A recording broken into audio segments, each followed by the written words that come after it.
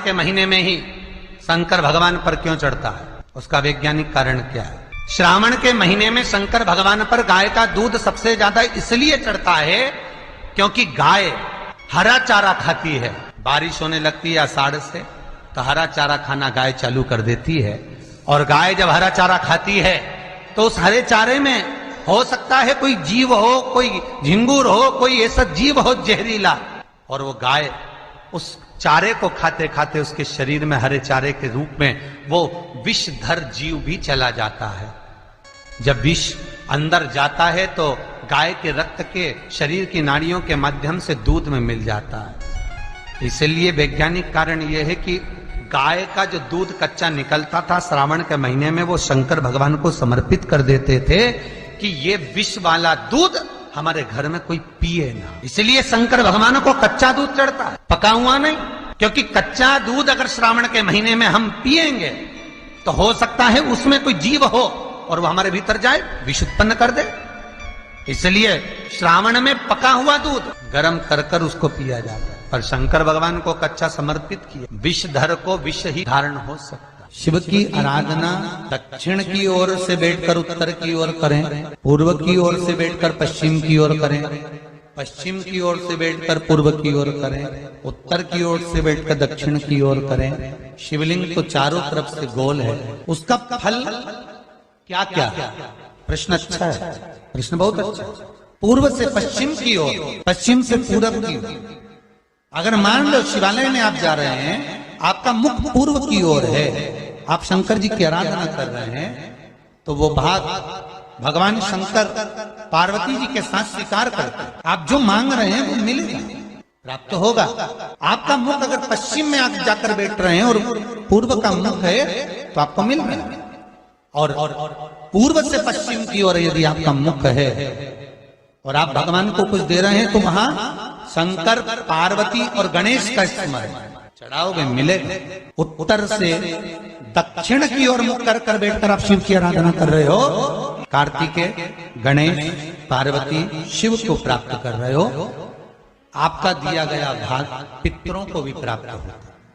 पर जब हम दक्षिण में बैठकर उत्तर की ओर मुख कर कर भगवान शंकर की जब आराधना करते हैं तो केवल शंकर पार्वती या गणेश और कार्तिकेय नहीं, शंकर भगवान की अशोक सुंदरी, 5 कन्या, जया, विषहरा, सामरी, वारी, गौतली, देव और शंकर भगवान के जितने गण हैं और भगवान शंकर के दरवाजे पर रहने वाले द्वारपाल हैं, भगवान शंकर के उस जलाशय के सम्मुख में 33 कोटि जो देवता हैं, वो जब हम एक बेलपत्र भी अगर उत्तर की ओर मुख कर कर भगवान शिव को समर्पित करते हैं तो वो सारे देवताओं को स्वीकार हो जाती है और वो कार्य तुरंत सफल हो।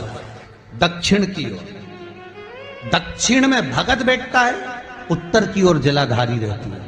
महाराज देखिए कितनी विचित्र लीला है। पंडित जी आपको पूजन करने बिठाएंगे तो कहेंगे पूरा पश्चिम में बैठो, पंडित जी अगर बिठाएंगे तो कहेंगे पूरा पश्चिम में बैठो, पर शंकर का अनुमोदन करने वाला, शिव का स्मरण करने वाला, शंकर की पूजन करने वाला, शंकर को जल चढ़ाने वाला अगर वो पूरब में बैठकर चढ़ा रहा है, पश्चिम में बैठकर चढ़ा रहा है, उत्तर में बैठकर चढ़ा रहा है, उसका फल मात्र 25% है।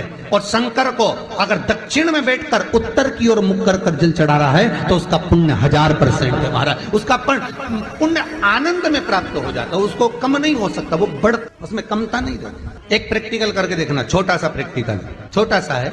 मान लो किसी व्यक्ति को बहुत तेज बुखार आ रहा है, बहुत तेज बुखार, कोई बच्चा है, कोई बड़ा है, उसको बहुत तेज बुखार आ रहा है। अब आज के जमाने में बुखार कोरोना के चक्कर में भी है, वो भी ध्यान रखना हो। पर मान लो किसी व्यक्ति को बुखार बहुत तेज आ रहा है, बच्चा तप भी बहुत रहा है, 1 लोटा पानी महाराज लेकर जाइए, उल्टे हाथ में उस कलश को रखिएगा, सीधे हाथ से उस कलश के ऊपर हाथ रखकर लेकर ऐसे कैसे ही मंदिर में चले जाओ शंकर जी के। दक्षिण की ओर खड़े हो, उत्तर की ओर मुख करो, एक पात्र भी लेकर जाओ, उस पात्र को जहां से पानी गिरता है वहां रख दीजिए और उस पानी को शंकर जी को चढ़ा दीजिए। उस पानी को लेकर जाओ, एक बाल्टी में डाल दो, दूसरा पानी उसमें भर लो, जिस व्यक्ति को बुखार आ रहा है उसको स्नान करा दो। 15 से 20 मिनट के बाद में, 20 मिनट भी जान दो, अगर आपको लगता है कि शरीर ठंडा हो गया, और आधे घंटे बाद उसको फिर आप टेम्परेचर नापेंगे, बुखार धीरे धीरे समाप्ति की ओर आ जाएगा, बुखार टिकेगा नहीं उसके शरीर।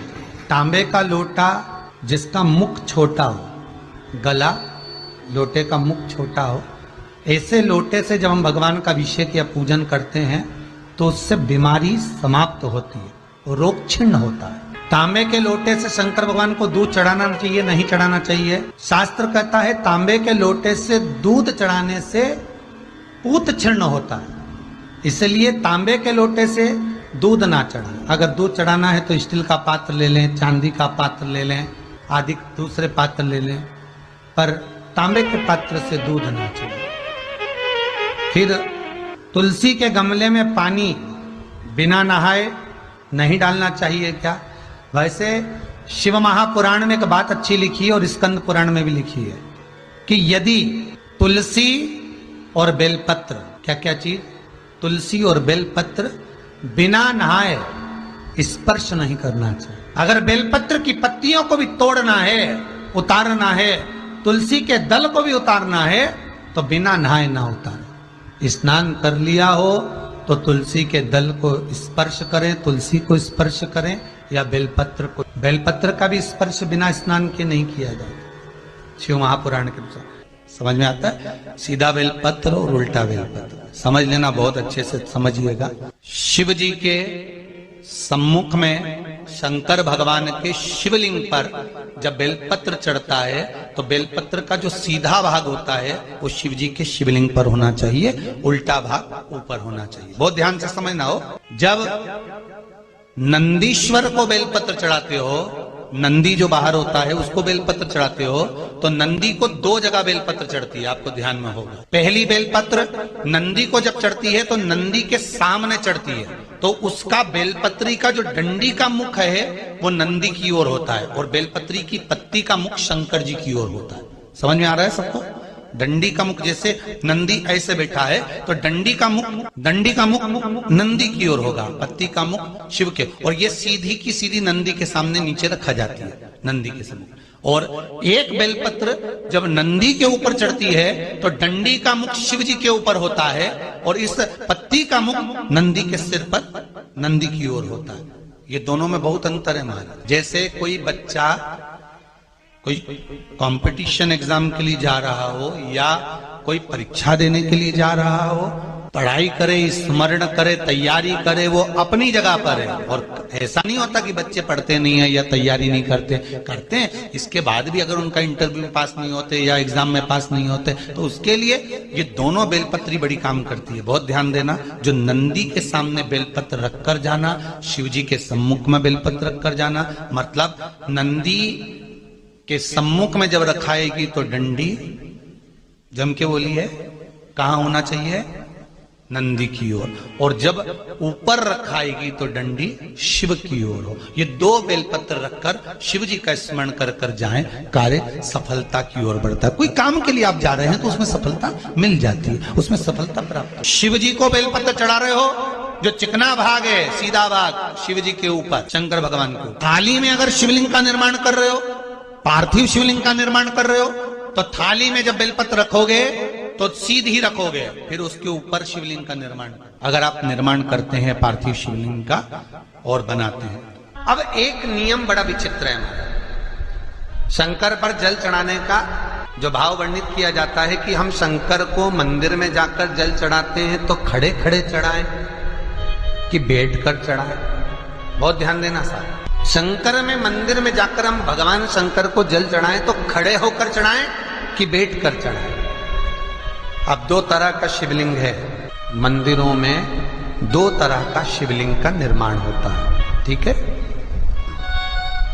एक विष्णु शिवलिंग, एक शक्ति पार्वती शिवलिंग। बहुत ध्यान से सुनना, दो तरह का शिवलिंग मंदिरों में होता है, दो तरह का शिवलिंग मंदिरों में होता है। समझ लेना बहुत अच्छी तरह से। एक शिवलिंग वो होता है जो जमीन पर डायरेक्ट जलाधारी रहती है, शिवलिंग रहता है, ऐसी जलाधारी पूरी की पूरी, और शिवलिंग जमीन पर रखा रहता है, डायरेक्ट जमीन पर।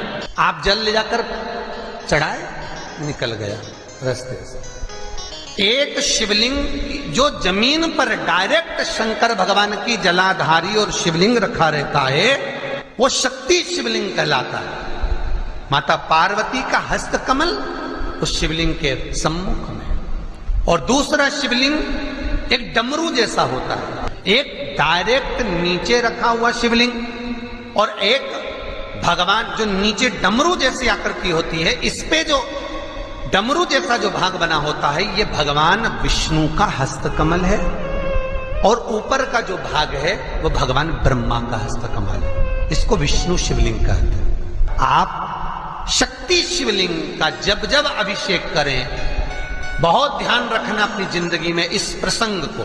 जो शक्ति शिवलिंग हो उस पर जब भी जल चढ़ाना तो बैठकर चढ़ाना। शक्ति शिवलिंग पर जब भी जल चढ़े, भले शिवलिंग कितना भी ऊंचा हो, कितना भी ऊंचा हो, तो संगी से चढ़ा दो, पर जल बैठकर चढ़ाइए। भले शिवलिंग कितना भी ऊंचा हो, पर अगर भूमि टच है, शिवलिंग अगर भूमि टच है, शक्ति शिवलिंग है, तो भले आधा शिवलिंग नहाए, आधे पर पानी जाए, पर बैठकर ही स्नान कराया जाता है। और महाराज, यदि हरीश्वर शिवलिंग है, अर्थात भगवान विष्णु के हस्तकमल पर, ब्रह्मा के हस्तकमल पर यदि शिवलिंग है, तो वो शिवलिंग का जब भी स्नान कराएंगे, अभिषेक कराएंगे, पूजन कराएंगे, तो खड़े होकर ही करना है। और खड़े होने का भी तरीका होता है, दोनों चरण बराबर में रखकर कभी भी शंकर भगवान के शिवलिंग का स्नान नहीं कराया जाता। दोनों चरण बराबर रखकर, अगर हरीश्वर शिवलिंग है, किसी मंदिर में शंकर को जल चढ़ाने के लिए आप गए हो और शंकर को जल चढ़ा रहे हो, तो हरीश्वर अगर शिवलिंग है तो दोनों पांव बराबर रखकर नहीं, एक सीधा चरण थोड़ा सा आगे रखिए और उल्टा चरण थोड़ा सा पीछे रखकर भगवान शंकर का जलाभिषेक करने पर लक्ष्मी जैसे अपने चरण रहते हैं, भगवान शंकर उसी तरह